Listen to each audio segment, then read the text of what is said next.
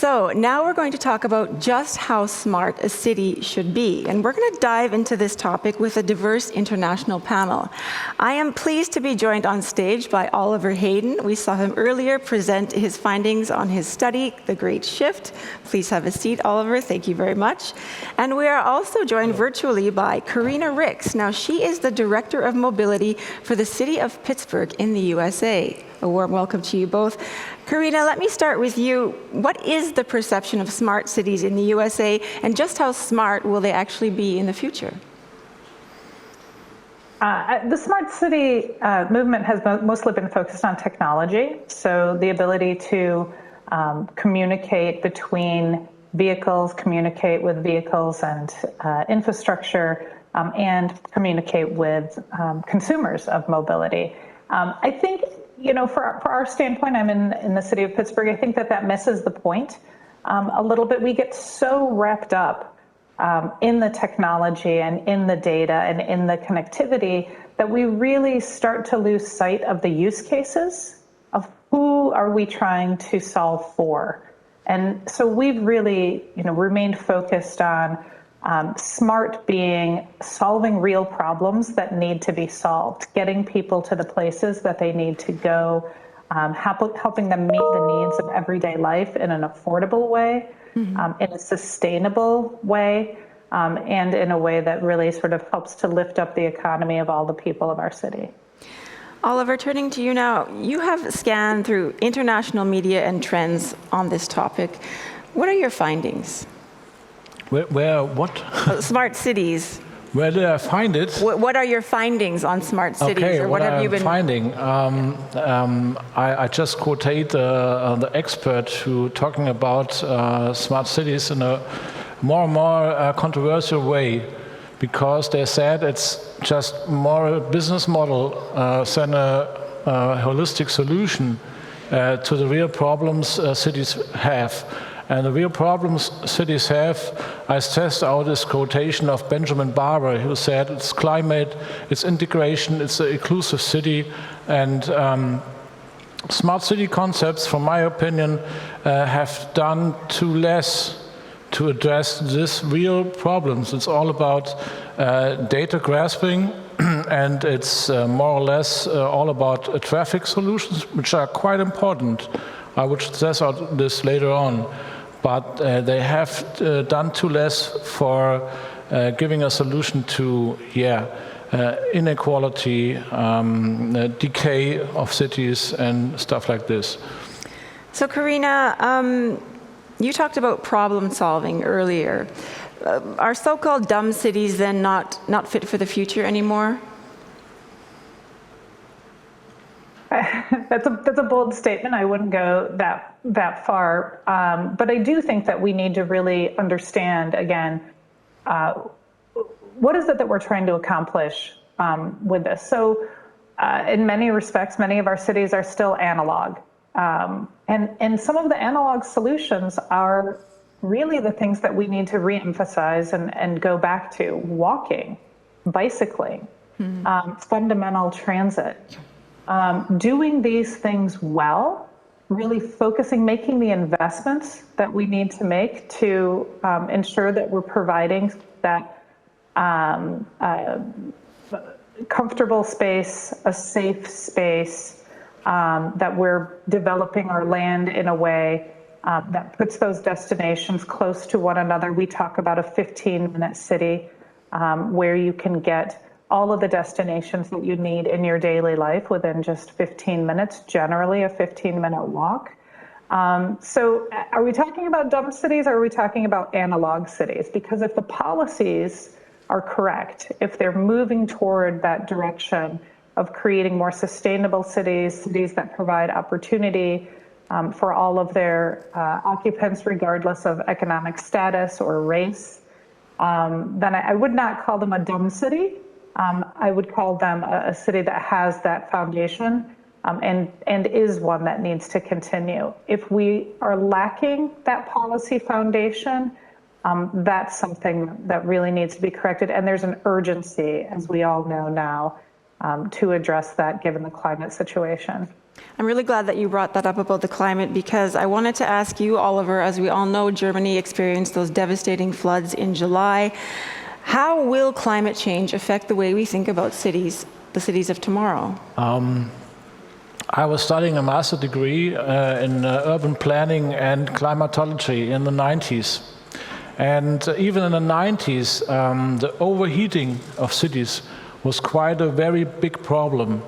And it has grown to a quite higher level at our days. Scientists said that extreme weather events will double or be 5 times higher in the next 10 years than we saw them maybe 20 or 30 years before. And this especially leads to some much stronger problems in cases of overheating cities. Maybe some of you imagine or remember the heat wave event in 2003 in Europe. More than 70,000 people died from this event, and most of them died in their overheated flats in the cities of Europe, and it was in 2003. And the problem of climate crisis is grown much bigger now, and it will be much more bigger in the future. So we should or we should move to gear in finding some dumb but smart solutions to adapt this climate crisis in cases of overheating cities, I think. And Karina, do you have anything to add about climate change and the way we think about the cities of tomorrow? Well, my work is focused on transportation. That is one of the major sectors that's contributing to the current climate crisis. It's patently unsustainable. The situation that we have now, in particular in North America, but of course through many countries of the world, we are making a tremendous push now toward electrification, which is a help. But if we are not really thinking about the generation of that electricity, so if we're simply to convert millions upon millions of automobiles that we have in the United States to electric power, our electric power generation is currently still overly reliant on carbon-producing, fossil fuel burning generation. So we can't just simply say we're going to electrify, but continue to travel the way that we've been. We need to, again, as David was saying, we need to go toward those quote-unquote dumb solutions, which are the mobility that is under human power, walking, bicycling, changing the land uses, using some more of the digital technology that we've all had to use during this pandemic. But we have to change the way that our nations are formed, and we need to change the way that we travel. It's not enough simply to electrify it. Mm-hmm. Oliver, I want to turn to you again. I want to talk about urban resilience. So how much of it do we need, and what exactly does it mean?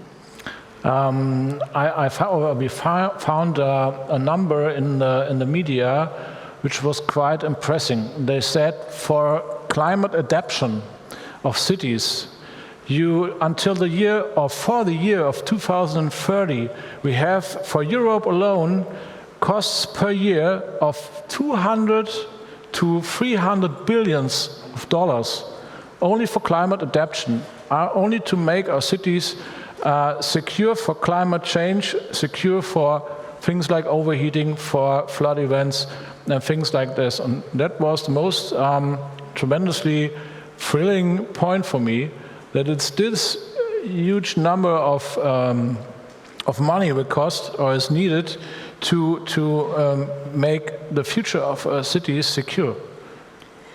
And Karina, can you talk to us a little bit about the urban resilience in Pittsburgh, where you are right now? So we're working on a number of responsive plans to that, but again, we're really focusing on sort of changing behavior now so that we perhaps can avoid some of the most severe impacts. of climate change. Again, this doesn't have to be that hard. We know in the United States that about 20% of the motor vehicle trips that we take here in the US are less than 1 mile, less than 2 kilometers in distance. And these are driven.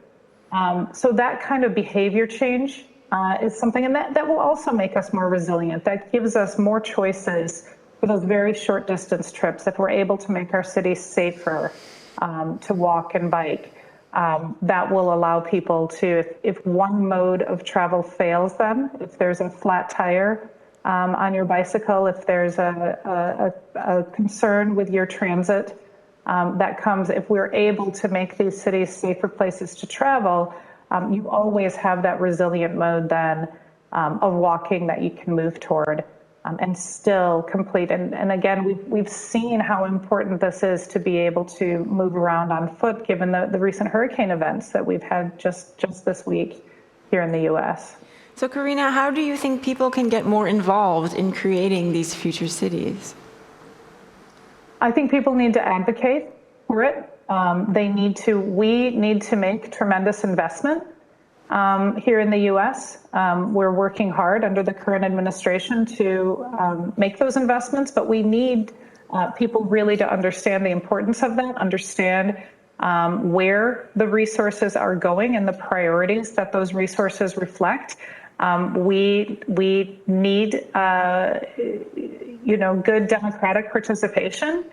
And we do need people to understand that those very short distance trips, they do add up and they make a tremendous difference. And so, looking to make our cities safer, looking to redesign our streets for a more human scale, understanding that this may result in a trade-off of some brief congestion, but that the long-term benefit of providing those bicycle facilities, those improved walking facilities, that's what we really need is advocacy of the people of our city, the people of our country to really push toward those solutions and insist on them.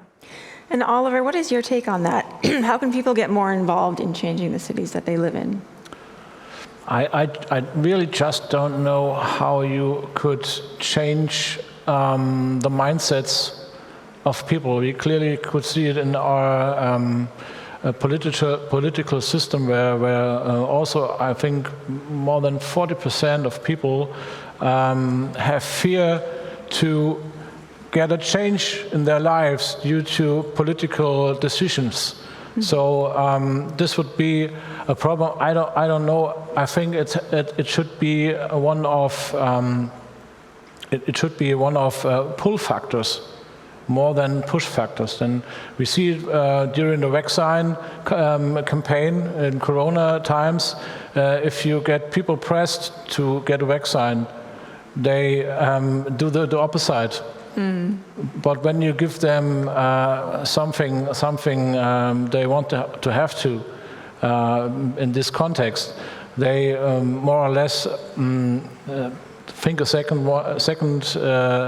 do the second thinking, and then maybe get this stuff. So, but I really don't know how to get people to turn their thinking into some sustainable it's definitely a direction. I agree with you there. Karina, I'd like to ask you, where do you see the city of Pittsburgh 5 years from now? I see the city of Pittsburgh actually growing substantially, so that we are a city that some of the climate models show is a bit more resilient. We perhaps won't experience we will experience climate change, as everyone will, but perhaps not to the same catastrophic degree.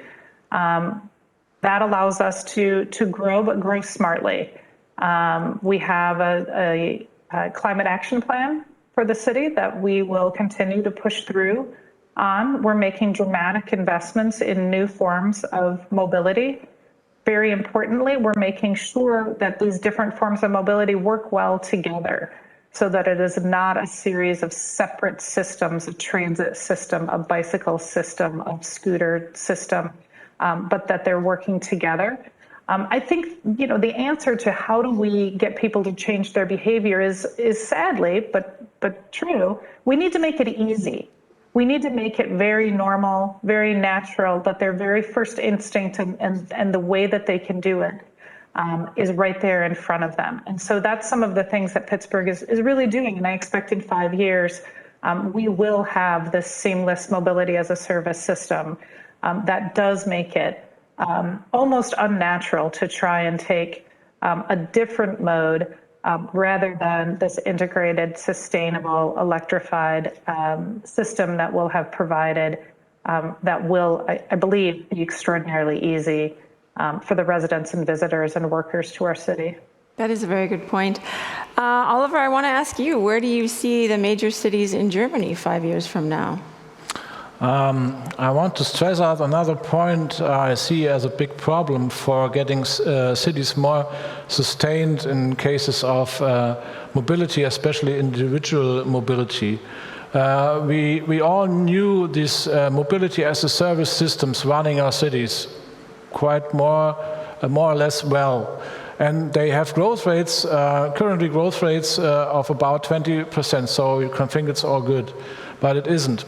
The problem of the mobility as a service systems were seen as a solution against, a solution for reducing private traffic. They have this problem that they are stopped at the fringe of the cities. So you can use them in the CBD, it's all good, but if you want to go into the fringes of our cities, then they stop. They have their operating areas stopped at the end of or at the border of the CBD, and that's in my opinion, that's the biggest problem. To give them, the possibility to be a real solution for less traffic in the city. Well, let me ask you then about the flip side. What are you most excited about in the future? Most exciting.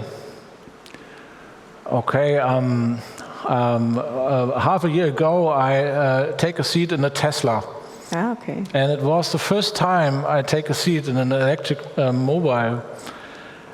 And the pace, it was just tremendously how fast this car is, and all the things around it, the entertainment system and all the support systems of this Tesla.